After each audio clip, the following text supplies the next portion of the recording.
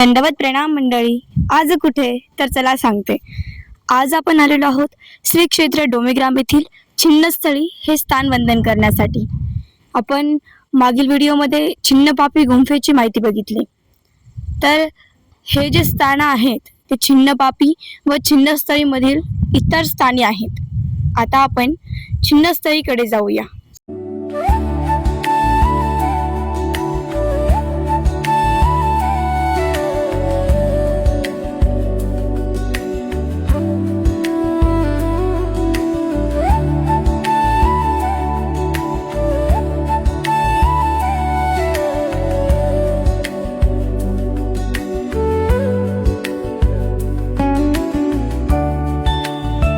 ही आहे छिन्नस्थळी.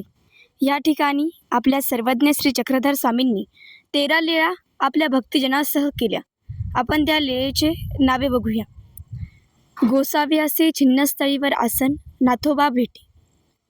रेणाईका ज्वर निवृत्ती करणे तथा भेटी. ज्वर म्हणजेच ताप येणे. पूर प्रविष्ट स्त्री तारणे. आऊ पिंडपतन निषेध उपहार स्वीकार. इंद्रभट्टा भेटी. भक्तिजनाते ताकवताची भाजी रांधवणे.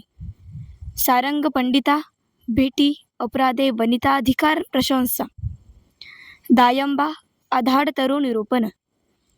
दायंबा शिकासूत्र त्याग निरोपण. भट्ट तुरुंग मारोहनी विजय करणे. गुंफे महापूजा स्वीकार. भट्टा अद्वैत समर्थनी माईम भट्टाची कुमती हरणे. भट्ट नाथोबा जेव पाठवणे. अशा प्रकारे या सर्व छिन्नस्थळीच्या 13 लीळा आहेत.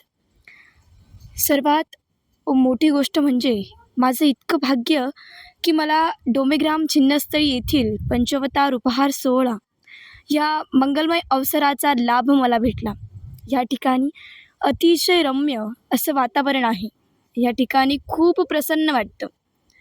हे जे छिन्नस्थळीचं मंदिर आहे ते खूप जुनं आहे.